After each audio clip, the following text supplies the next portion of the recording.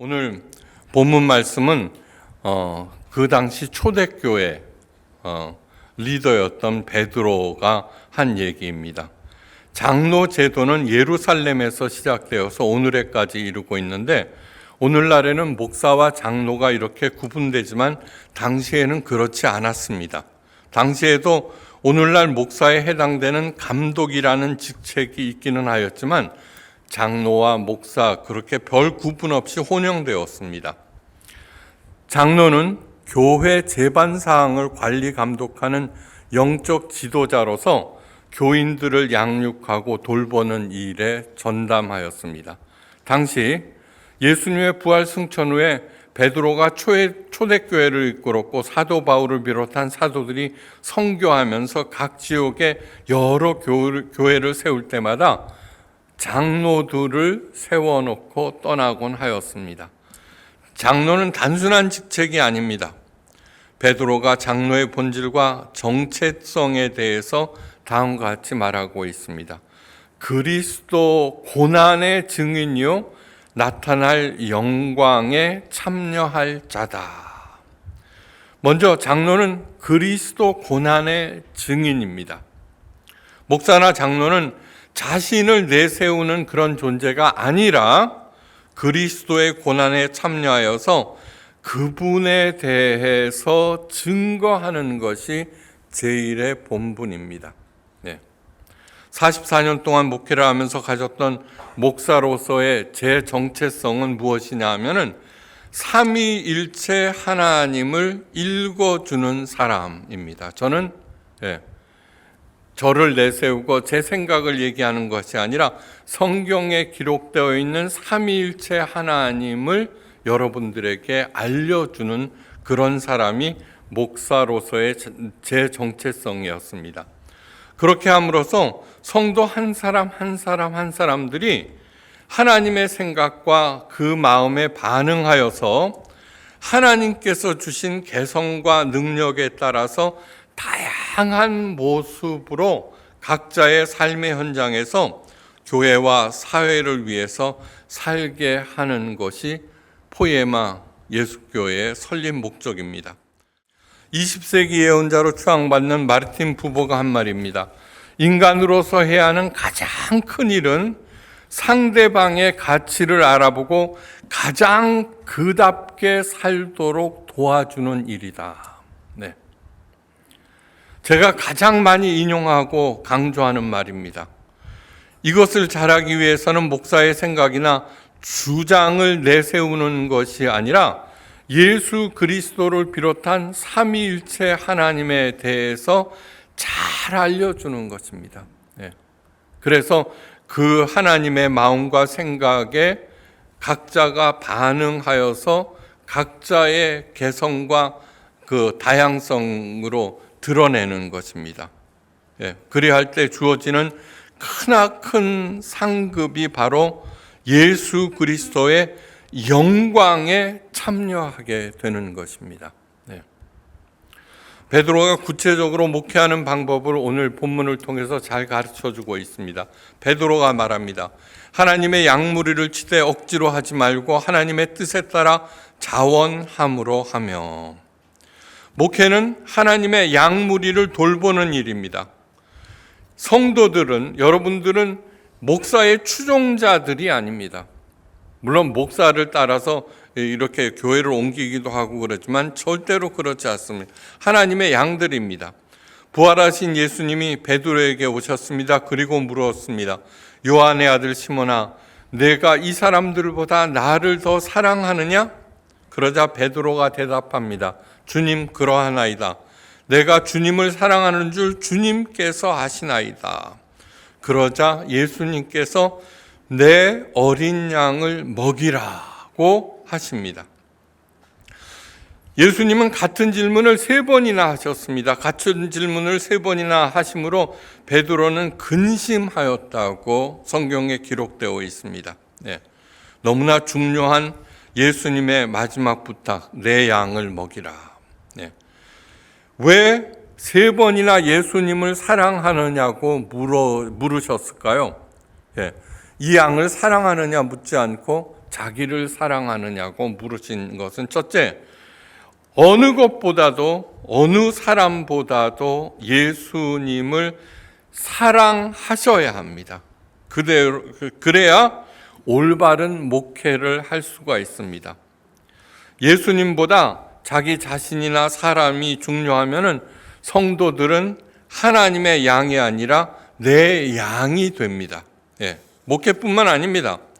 예수님을 그 누구보다 그 무엇보다도 사랑하여야지만 제대로 살 수 있습니다. 먼저 김현선 목사님이 그 누구보다도 예수님을 가장 삼위일체 하나님을 가장 사랑하셔서 삼위일체 하나님의 양들인 모든 성도들을 잘 돌볼 수 있기를 바랍니다. 왜 많은 동물 중에 성도들을 양이라고 하셨을까요? 우선 양은 연약합니다. 그래서 항상 보호와 인도가 필요한 존재입니다. 그런데 연약하여서 보호가 필요한 동물들이 굉장히 많습니다. 근데 왜 하필 양이라고 하였을까요? 양은 연약하면서도 고집이 세어서 통제가 필수적이라고 합니다. 여러분, 이렇게 텔레비전을 보면 다른 동물들은 그냥 이렇게 하는데 양들만 양몰이 개가 필요합니다. 통제가 필요하기 때문입니다. 예. 이사야서 53장 6절에 귀담아 들어야 할 말씀이 있습니다.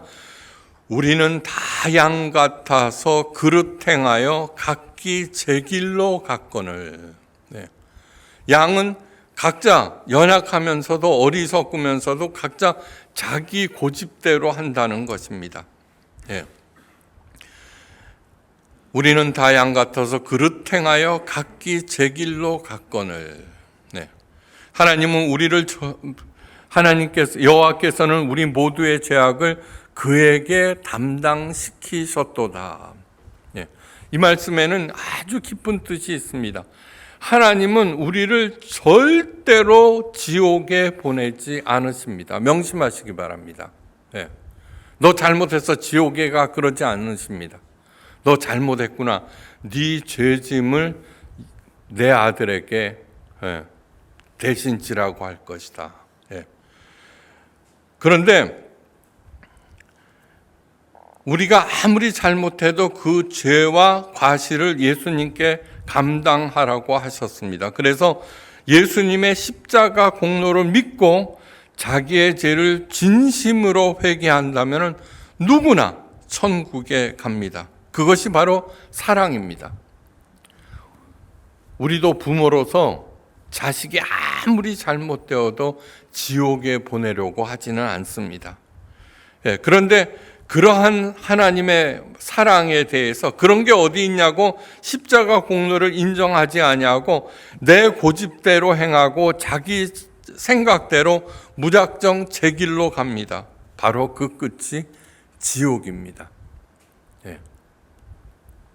예수님을 가장 사랑할 때 힘들고 어려워도 억지로가 아니라 자원함으로 맡기신 사명을 감당하게 됩니다.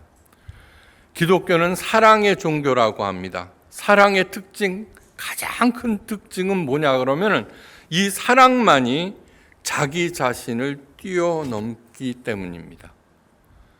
불교는 자비의 종교라 그러죠. 우리들은 흔히 사랑과 자비를 같은 거라고 생각하는데 아니요.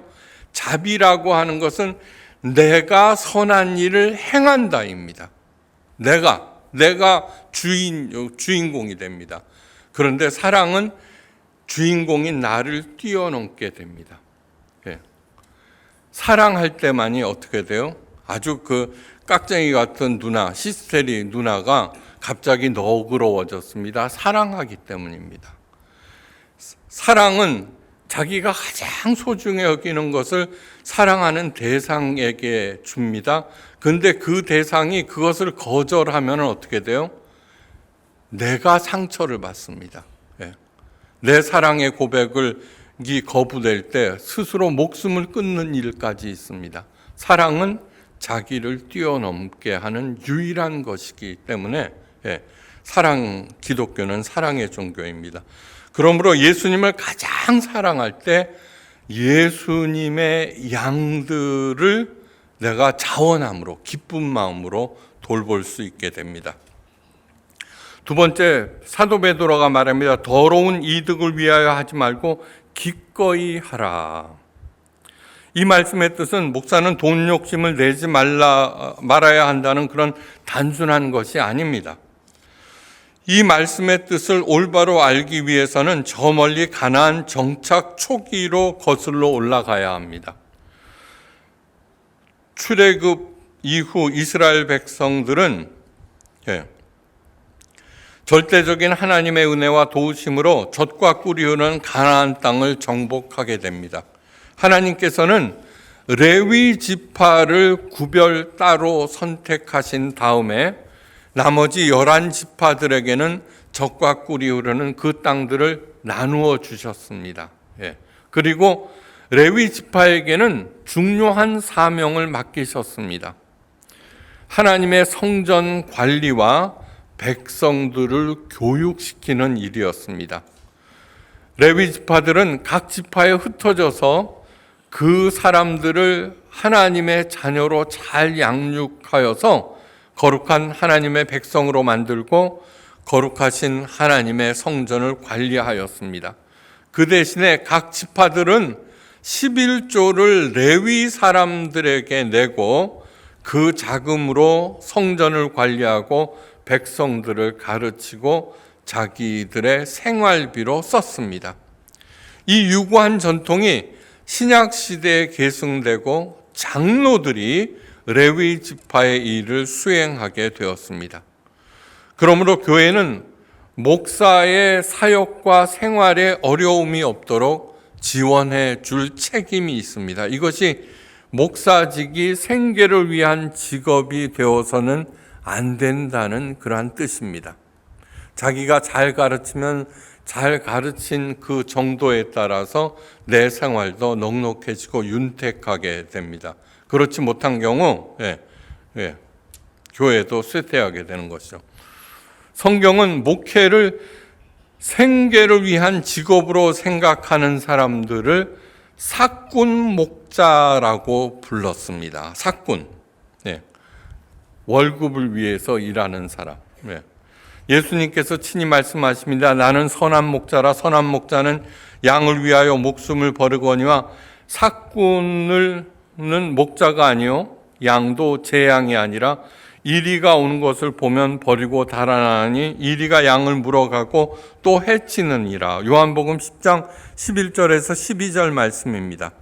오늘날 교회에서 이리가 양을 해치는 것이 아니라 외부의 공격에 의해서 해치는 것이 아니라 그 교회의 중심인 목사가 양을 해치는 경우가 허다합니다. 세상에서 돈 봉투를 받으면 큰일 나죠, 그죠? 10만 원 받았다가는 징계받고 해임까지 될 수 있습니다. 그런데 교회에서는 허다하기 짝이 없습니다. 그래서 우리 교회에서는 모든 봉투의 사절을 강조하고 있습니다. 우리 교회 제가 18년 목회하고 있는데 저는 한 번도 교회 법인카드를 써본 적이 없습니다. 진짜 없어요. 한 번도 쓴 적이 없습니다. 그리고 저하고 밥을 먹을 때 저는 얻어먹은 경우가 한 번도 없고 제가 냅니다. 그리고 목사 자녀들 학자금을 교회에서 지원하죠. 저는 학자금을 받은 적 한 번도 없습니다. 어떨 때는 돈이 없어갖고 그동안 지난 교회에서 받은 그 황금 열쇠 있죠. 그것을 팔아서 등록금으로 낸 적도 있습니다. 잘난 척 하는 중입니다. 사도 베드로의 마지막 당부는 이렇습니다. 맡은 자들에게 주장하는 자세를 하지 말고 양무리의 본이 되거라. 이 말뜻은 한마디로 말해서 성도들 위해 군림해서는 절대로 안 된다는 것입니다. 오늘날 담임 목사를 하나님의 대리자로 섬기는 교회가 허다합니다. 왜 포이에마 예수교회를 이렇게 세웠느냐 하면은 이 꼴을 보지 못해서입니다. 저는 3대에 걸쳐서 목회를 하고 있습니다. 3대가 되면 진짜가 나온다고 그러거든요. 그런데 저는 큰 목사님 밑에서 부목사 노릇도 하고요. 그런데 큰 교회 목사님일수록 있잖아요. 욕심이 얼마나 많은지 모릅니다.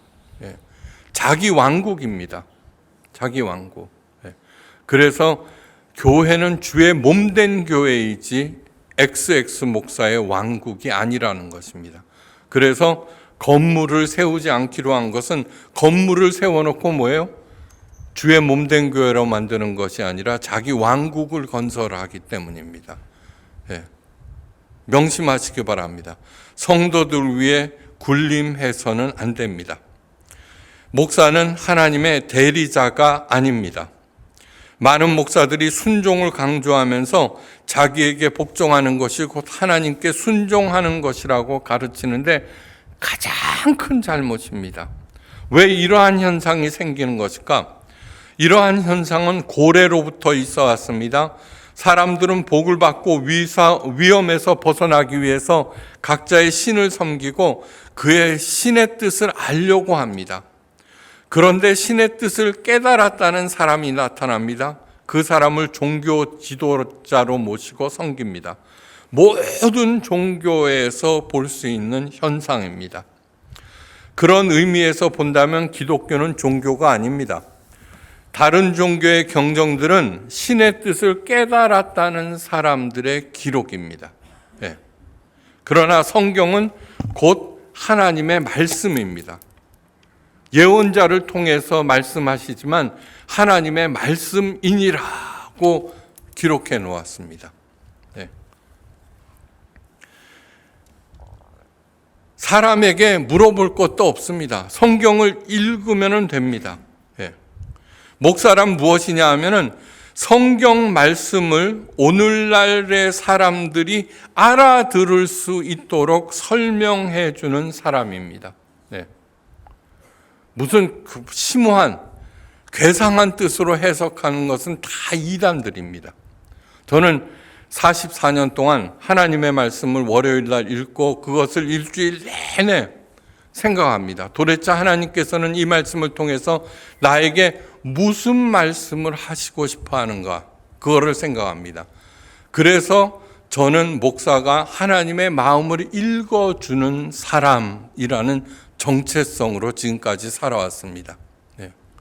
하나님께서 야 신목사 뭐 줘? 그러면 저는 딱 설득력 주십시오. 왜? 이것이 하나님의 마음이다라고 교인들을 잘 설득해서 거기에 반응하도록 만들기 위해서. 저한테 반응할 필요가 없습니다. 제가 뭔데요? 굉장히 중요한 것입니다. 목사를 잘 섬기고 그에게 순종한다고 해서 하나님을 더욱 잘 아는 것이 아니라 더욱 멀어집니다. 예수님께서 친히 말씀하십니다. 인자가 온 것은 섬김을 받으려 함이 아니요 도리어 섬기려 하고 자기 목숨을 많은 사람의 대속물로 주려 함이니라. 마태복음 20장 28절 말씀. 이 말씀은 하나님의 뜻을 깨달았다는 사람이 한 말이 아니라 예수님께서 직접 하신 말씀입니다. 직접 하신 말씀. 예수님은 섬김의 대상이 아니라 사랑의 대상입니다. 사랑할 때 어떻게 돼요? 그 사랑하는 대상에게 함부로 하지 않습니다. 왜? 예수님께서는 우리들의 섬김을 거절하시는 판에 목사들을 섬겨서는 안 될 뿐만 아니라 자신을 섬기라고 해서는 더더구나 안 됩니다. 흔히 하는 말이 있습니다. 어디서 오셨습니까? 그러면 땡땡 교회를 섬기다가 왔습니다. 그렇게 얘기하죠. 틀린 말입니다. 더욱이 땡땡 목사를 섬기다가 왔습니다. 절대로 아닙니다. 해서는 안 되는 말입니다. 학교와 선생은 학생들을 위해서 존재합니다. 그래요, 안 그래요? 교회와 목회자는 성도들을 위하여 존재합니다. 성도들을 참 하나님의 자녀로 양육하는 것이 곧 교회입니다.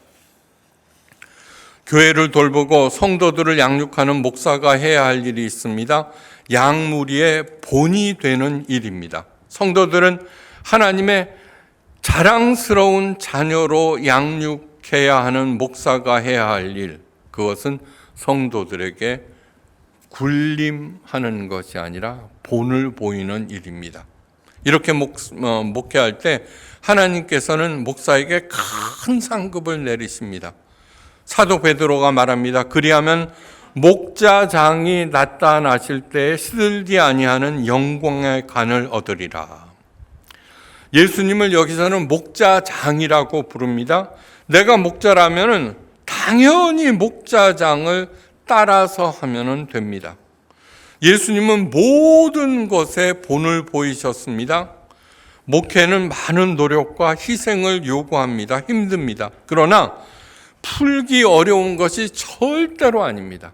절대로 아닙니다. 예. 목자장이 보이신 대로만 하면 됩니다. 우리에게 본을 보이러 예수님께서 친히 이 땅에 오셨고 예수님의 가르침과 삶을 기록한 복음서가 있다는 것처럼 큰 은혜도 없습니다. 큰 상급이 하나 더 있습니다. 사도 베드로가 말합니다. 젊은 자들아, 이와 같이 장로들에게 순종하고 다 서로 겸손으로 허리를 동이라. 하나님은 겸손한 자들에게 은혜를 주시느니라. 이 말씀은 젊은이들에게만 하는 그러한 얘기가 아닙니다. 왜 젊은이들아 그랬냐 그러면 장로, 노자가 늙을 노자거든요.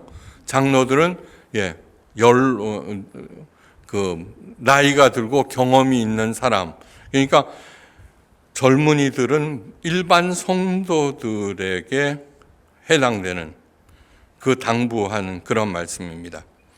하나님의 뜻에 따라 자원함으로 성도들을 섬기고 더러운 이득을 취하지 아니하고 본을 보이는 장로들에게 순종하고 서로 겸손하게 섬기라는 것입니다. 네. 그래야 할 때 그 성도들에게 하나님의 큰 은혜가 상급으로 주어집니다. 네. 즉 그렇게 할 때 성도들의 그 자발적인 순종과 겸손한 섬김이 온 교회에 자연스럽게 넘치게 됩니다. 네. 훌륭한 성품의 목사님을 주신 하나님 아버지께 감사드립니다. 우리 모두에게 참 신앙의 본을 보여주신 예수님과 완벽한 지침을 가르쳐 주신 성령님께 무한 영광을 올립니다. 부디 오늘 말씀대로 행하셔서 우리 교회가 진정한 주의 몸된 교회로 만드는데 앞장서는 우리 김 목사님과 세상에서 칭송을 받는 모든 성도들이 되시기를 주의 이름으로 축원합니다.